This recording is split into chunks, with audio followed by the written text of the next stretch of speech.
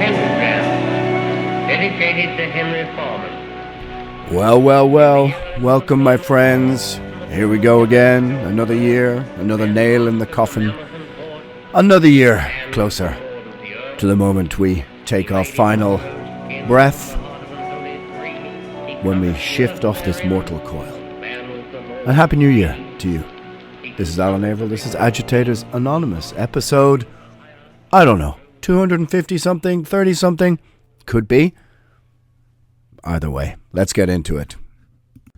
So before we get into the episode, as ever, the podcast is sponsored by Metal Blade Records, the home of Primordial. So you can go to www.metalblade.indiemerch.com, INDIE, metalblade.indiemerch.com, and you can use the code AA2024, and then you type 10% off, and you can get 10% off your order. It is the home of Show No Mercy, Hell Awaits, Cannibal Corpse, Fate's Warning, Merciful Fate, Primordial, tons and tons of bands, Sirith Ungol.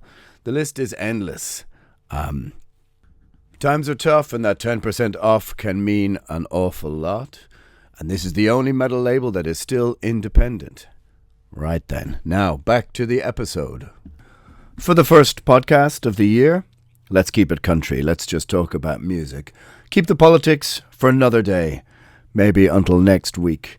It's a crazy world out there. I'm sure you don't need me to remind you of the wild state of politics. It would be nice to just have one normal day, right?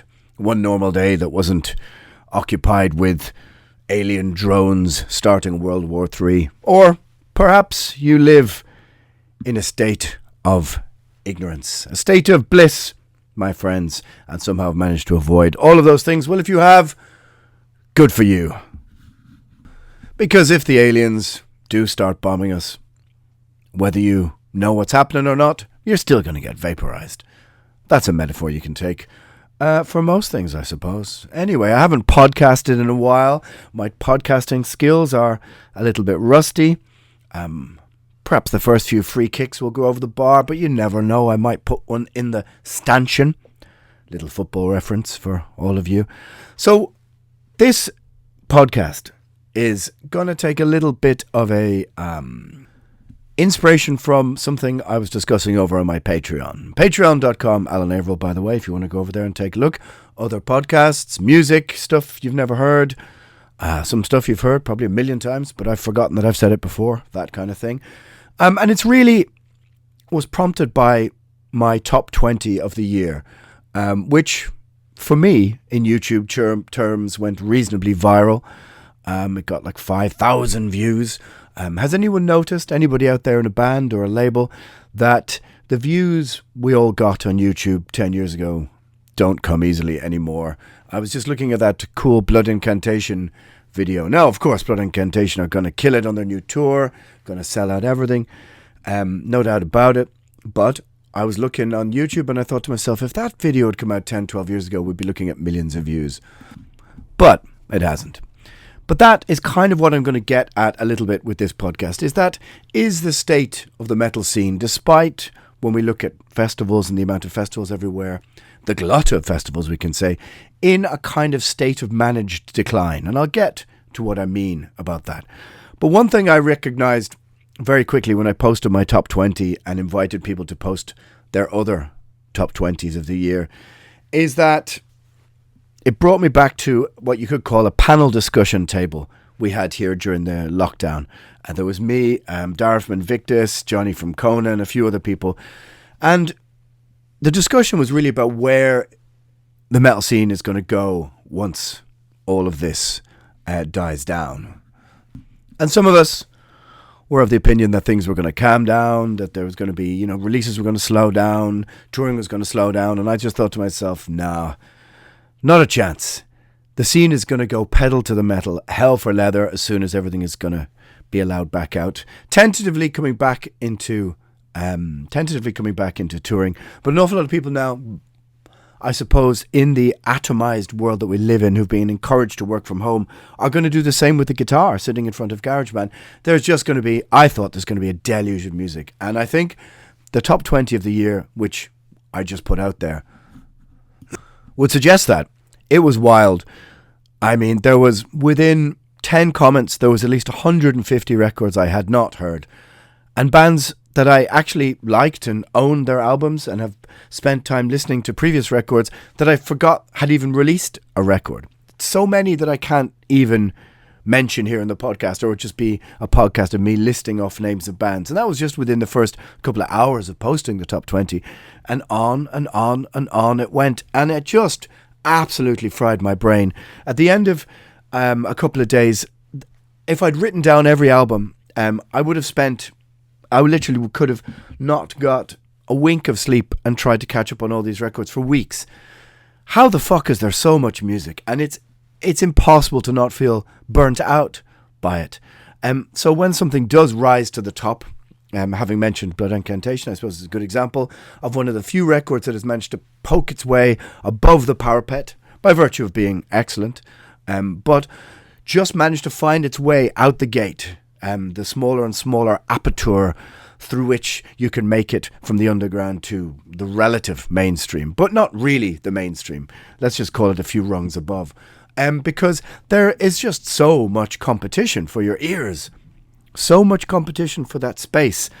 And anyone in a band can tell you that literally your album hits, drops, and it's gone from the cycle sometimes within a week or two. Certainly with the last Primordial album, we felt... we put a long time making it. We've discussed it many times on the podcast. It's not the Primordial podcast. It's the Alan Averill podcast. But we didn't do anything in lockdown. We, just put the band in the cold storage and said, well, if and when all this nonsense disappears, then we're going to take the band out and thaw it out and see what remains. And your creative muscles, they thaw and you find out, they still work. We can make an album. And you do realise, as I've talked about in the podcast, that at album number 10, your moment in the sun, whether you realise you had it or not, you've kind of had it. Of course, that's not to say that's something to be said for sometimes bands taking a hiatus in the middle of their career and coming back at the end. But I'm going to get to that. But this panel discussion we had, really, this top 20 discussion brought me back to that moment. And it's almost impossible to not feel overwhelmed with so much music. Now, for some reason I found myself on YouTube watching Nick Nokturnal. Now, if you're like me, well, maybe not like me, but this morning I went running and I listened to Immolation, Dawn of Possession, the very violent and dark, brutal death metal debut of one of the greatest, if not the greatest, consistently greatest death metal bands of all time, Immolation. If you, for example, had listened to that in the last couple of weeks, you certainly weren't paying attention to Nick Nokturnal's YouTube end-of-year award ceremony for heavy metal. Because if you did, it would make you feel very, very old. He is a YouTuber. I don't know much about YouTubers. There's a couple within the heavy rock metal. Well, we may disagree with what constitutes metal these days, and that's the sort of where we're going with this podcast. But I watched his kind of end-of-year top 5, top 10 in categories, and I realized that the scene that we discuss sometimes in this podcast, and the politics and the music industry and all that kind of thing, there is an entire other scene of so-called, of heavy metal, which we know absolutely nothing about. At least I know absolutely nothing about. Almost none of the bands who were nominated or won anything I had ever heard of. I've seen some of their names on festival bills we've been on. The most likely is Hellfest, because Hellfest does a very good job of curating, kind of main stage. Most of the stuff on the main stage is just turgid, kind of awful stuff. And we can discuss the difference between mainstream heavy metal in 1986 or 1996 or whatever, or 1994 compared to now. Hey, look, it ain't for me. If you may remember, I did a podcast before about bad metal. It was about Five Finger Death Punch. See, I can't even remember. Five Finger Death Punch, and comparing that to the big names of metal that we had in the 1980s and the 1990s. And of course, it all sounds like old man shouting at clouds. But I was watching this Nick Nokturnal award ceremony, And by the way, if you're going to present an award ceremony, maybe don't do it like full body cam. It's not a great look for anybody. I would recommend sitting a la Saturday night talk show style to present these kind of things. Slaughter to Prevail, Knocked Loose, Spirit Box, Trigger the Bloodshed, Shine Down, Ginger, Sleep Token. All these names that I don't really know very much about. I went and checked some of them out. What I did notice with many of them, as an older metal fan, is how few riffs there are. And maybe this is something quite interesting to discuss. I mean, if you listen to death metal or black metal, you can hear where Dissection took some Judas Priest. You can hear where Slayer took some Judas Priest. You can see the continuation of, let's call it, our end of the bargain, where we sit and observe the world. You can hear the pick in the playing style. But when I listen to pick a name there, Slaughter to Prevail, I don't really hear riffs. I can see what people like about it. It's very optical. You've got this kind of influencer, MMA guy, singer, and it's super brutal. It also has elements of pop production values. The sound is massive in a kind of almost AI generated way, and I don't mean that I don't mean that as an insult. For example, I mean Sleep Token have very cleverly taken elements of sort of emo and prog and mixed in this pop vocal sensibility, and I can see why for maybe younger people who've grown up with pop music, this is a sort of gateway. Their gateway into this music might be through TikTok or something like this. Lorna Shore, that kind of thing. Lorna Shore, who's it's such a mixed up kind of band I tried to check out, because one day I was in London and I was looking at all these people queuing up to this gig, and I was there. I just said, who the fuck is playing? And one guy goes, oh, Lorna Shore, super heavy, mate, super heavy. I was like, okay, Lorna Shore. Now, Lorna is a kind of Irish name. I know a few Lornas. Lorna Shore. Then I looked at their logo and I thought their logo looks like Winterfell. And the music, it sounded like a very strange mix of metalcore, bits pilfered from black metal, bits pilfered from lots and lots of things, but it would seem got big off the back of TikTok. And I thought, well, this is an entire different generation to the stuff that we knew. And I watched as Nick Nokturnal, in his kind of uncomfortable gait, went through the awards and realised my friends, and I would probably count most of you listening to this in the same musical taste as myself, we're from a different generation. Algorithmically, we are very separated from the tastes of the viewers of the Nick Nocturnal podcast. Before you could see the link between huge metal bands and where they came from in the past through decades, to me a lot of it sounded like metalcore. Like I said, a lot of this shuddering which seemed to be a sort of early 2000s metalcore deathcore thing, the breakdown bit, which I suppose, where did those breakdowns come from? I suppose they came from 90s hardcore. I don't know. I've never really looked into it. I'm sure there's a college course you can take for that now. The discovery of the breakdown. Maybe somebody knows. I don't know. I suppose in a way. Dun dun dun dun dun dun dun dun dun dun dun. Cannibal Corpse, stripped, raped and strangled. Yeah, maybe there's some of that in there. I don't know. But an awful lot of it seemed to have this very shifted, pitched kind of vocal style, and then a clean vocal chorus.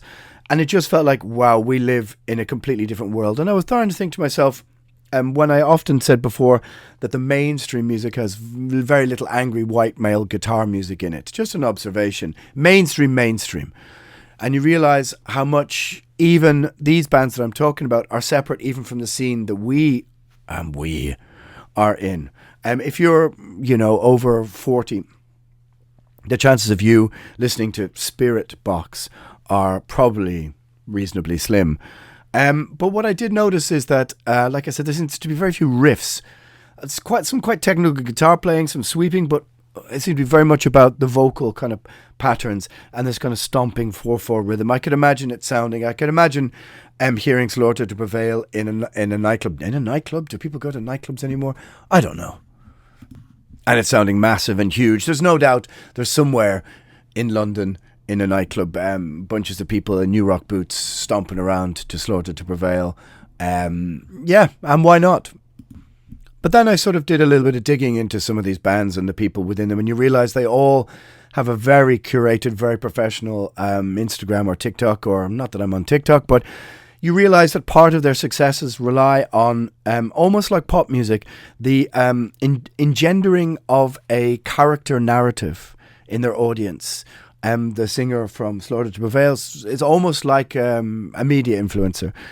And the curation of this seems to be so much part of the optics of this generation of heavy metal.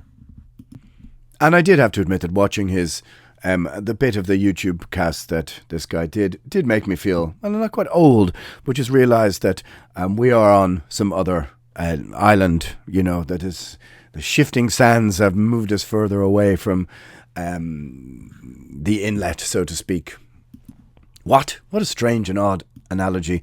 Maybe just we are on a ghost ship, which is drifting further and further from shore.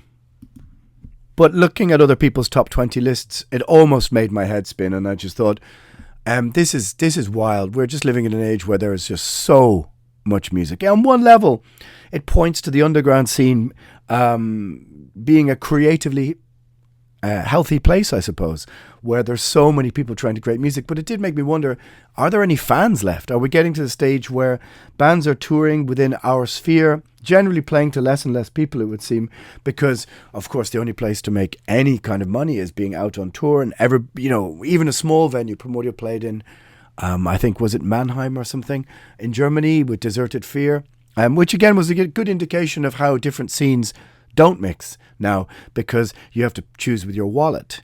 Whereas putting two styles which seem like, on paper you go, death metal, black metal, whatever we are, would mix together, didn't really. And the cost of tickets put off some people from either side of the fence, so to speak. But what you did notice is when you look through the gig listing, a dozen, 14, 15, 16 shows that month in that venue. And the law of diminishing returns financially states that people just don't have the money for that. But that just seems to be the only recourse anymore to trying to get out and try to sort of make a name for yourself anymore. But if you want to feel completely at odds with whatever the algorithm is telling you, go and take a look on Spotify's top rock or metal playlists, and you will realize, just like me, if you listen to Immolation's Dawn of Possession this morning, that you will literally recognize nothing. Not a single band. Now, you remember back in the 80s, back in the 90s, back in the noughties, that very much mainstream music was ubiquitous. We all knew it. Even if you were into black metal or whatever in 1991, you heard the Black Album. There was no way you didn't hear the Black Album. But you realize that we are almost completely algorithmically divided now. And that all of the bands, if you go and take that Spotify modern playlist, you may only recognize, to be honest, you might only recognize some of the names from me having said Slaughter to Prevail. You probably will know them, but there's other ones. Spirit Box, I have no clue. But yet, these are bands with, on Spotify terms, 500,000, 1 million, 2 million on their monthly listenerships. And traditional metal, or what the ghost ship that we are on, very, very few bands of our ilk, who are down below, trying to, I'm trying to think of some nautical ocean-going reference, trying to swab the poop deck. Oh, yeah. Well, Mr. Freud. Anyway, you realize that we're algorithmically divided from what is now mainstream metal. It's almost a completely different world. It's a completely different scene. And when you were 20, when you were 21, did you want to listen to the music that, that people who are 45 and 50 listen to? I mean, sometimes, yes. I'm sure if Dismember played in Dublin, there would be some crossover of Gatecreeper fans, even though Gatecreeper is the kind of, the great grandson. No, would it be great grandson? I don't know. The progeny of Dismember as Indecent and Obscene. You can trace one to the other. You can draw. You don't need that many connections to find where one has drawn influence from the other. But are all Gatecreeper fans of a certain age are they digging back going, fucking hell, I really want to find out where they got their guitar tone from? And do they end up finally at Slaughter, Strappado, Do you think that's how it works? I mean, it used to. When I got into, metal in 80, some metal in 86 or 87 or 88, I wanted to go back and hear what happened, where it came from in the 70s. And it was quite the joy to go back and pick up a copy of Stained Class for 50p or a pound or something in 1987 or 88 or 86 and go, oh yeah, I can hear the double pedal from Exciter, which turned into thrash metal and on or Motorhead Overkill or whatever. But are Gatekeeper fans finding their way back to Slaughter Strappado, which I would contest is almost, I think that's where that old Swedish guitar death metal tone you hear on Nihilist and Left Hand Path. I mean, the nearest you can find before that, I think, is Slaughter Strappado. I don't know how they got it. Virgin Territory back then, that recording, but go and listen to that guitar tone. It's fucking wild. Canadian Slaughter, not the up all night, party all day, whatever, and Vince Neil's backing band, who are also called Slaughter. Slaughter doesn't seem like the greatest name for a hair metal band. But anyway, I digress. So I can see why for some festivals like Summer Breeze or Vac, and they've now started to introduce these bands, because they realise that without introducing these bands that younger people like, their festival is going to become something of a middle-aged graveyard. And I mean, I've argued the toss with my friends. There's nothing wrong with that. There's absolutely nothing wrong with appealing to older fans and having a demographic of older fans, because they're loyal, they stay with you. And like I said, you realise you've sort of had your moment in the sun. But death metal, as we knew it, Immolation, Morbid Angel, these bands are 30, 35 years old. When you're 20, you want your own bands. You want your own kind of thing. So the question is traditional heavy metal in a state of managed decline? Now, you've probably heard that term in relation to, politics, managed decline.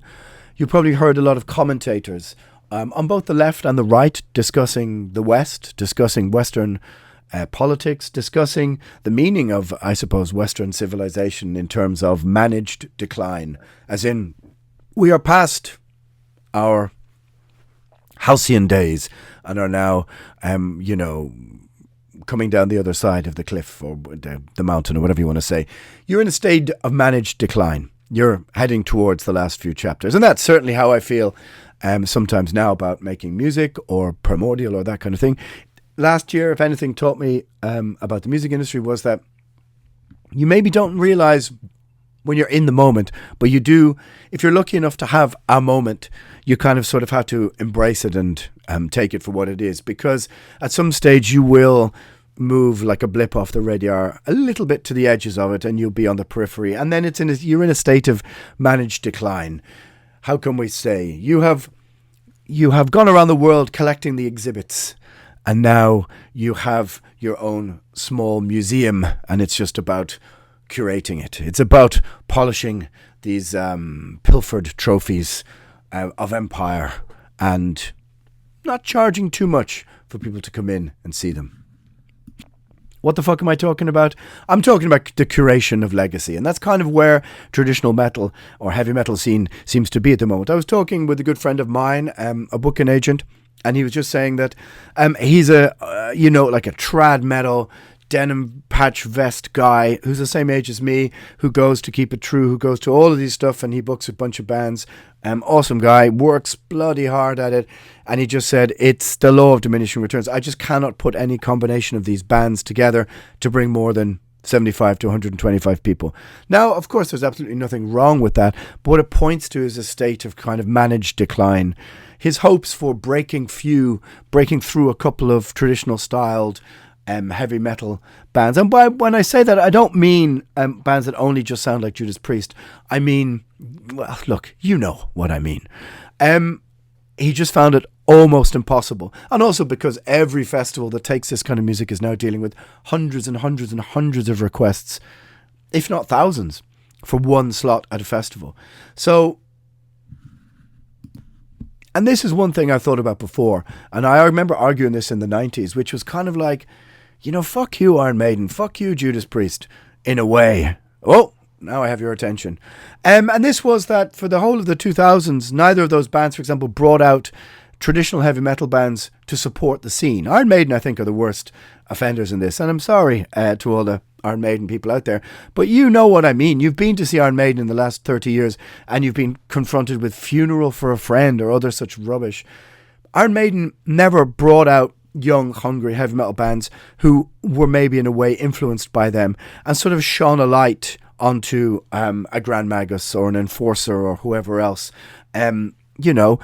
Those avenues were completely blocked off to support the big bands. Motorhead took out bands they thought were rock and roll, but a lot of the big heavy metal bands didn't want to take out bands that they thought made them look anachronistic, made them look old. They wanted to take out younger bands in the hope that it would make them, I don't know, less, like I said, Funeral for a Friend supporting Iron Maiden. I mean, really, this is read the room.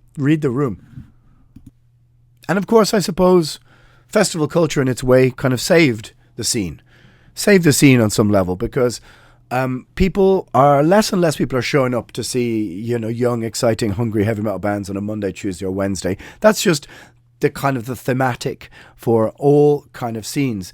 But festival culture itself, the idea of going and standing in a field, whether it's Muscle Rock or Chaos Descends or whatever, still seems to be relatively healthy.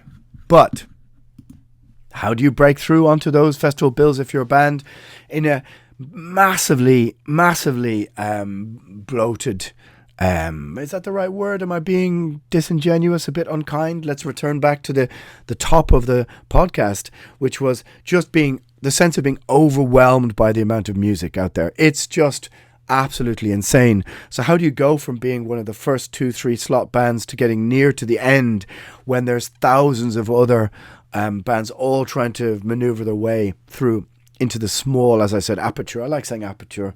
It's one of my favourite podcast words.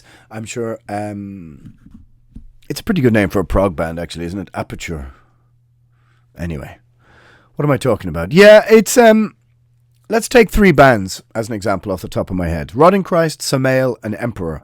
Now, there's 3 ways to approach that.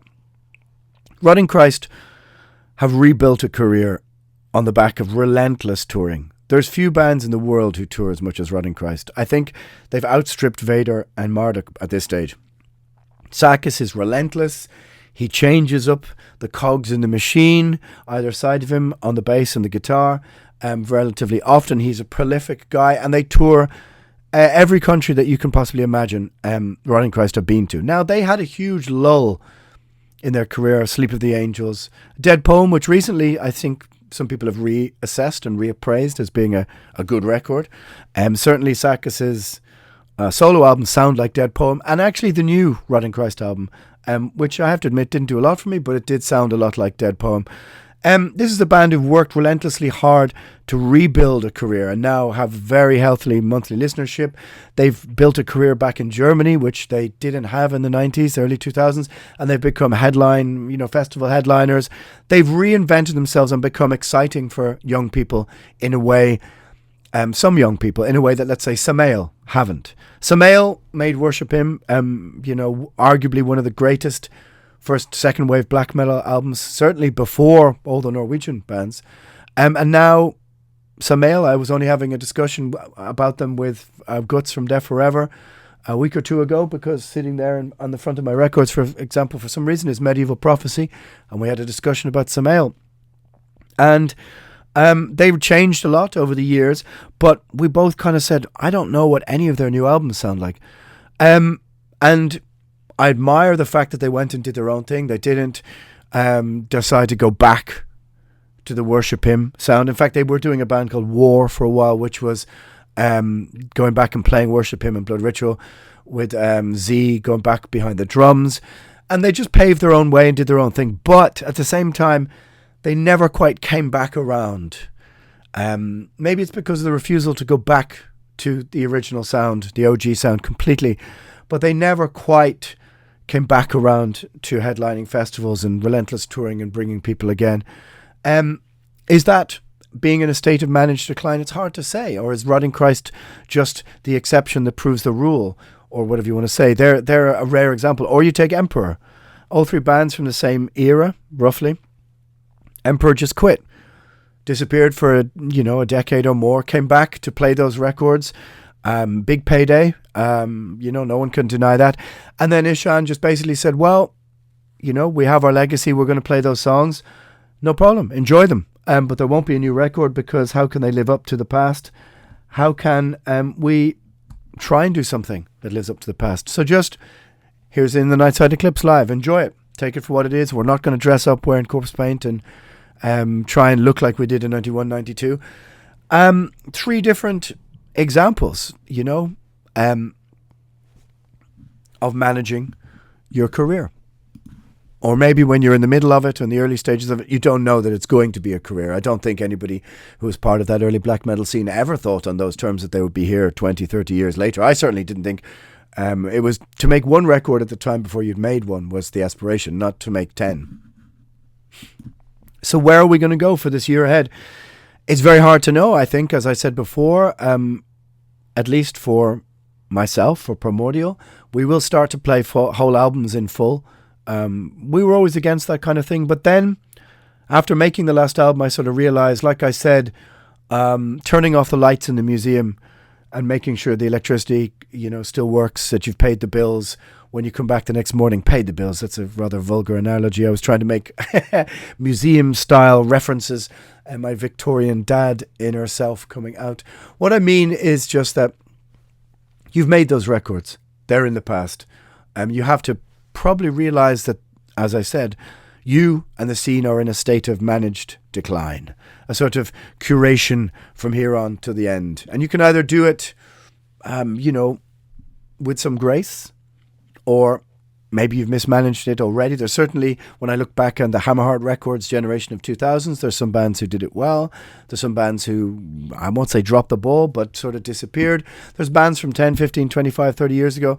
There's bands we know within the scene that they seem like they're in an unhealthy state when you see them now. So maybe it's natural to get to a certain point where you just feel utterly overwhelmed by the amount of new music out there. I think that festival culture is just going to keep on rolling. I don't see prices for flights or travel or anything like that coming down. So the expense of getting to festivals for bands is just going to keep going up and up. And I don't really see how that's going to change at all. And it's kind of like, you've probably seen videos of like those fish farms where they have these millions of fish in these small enclosed little space. They're still in the water.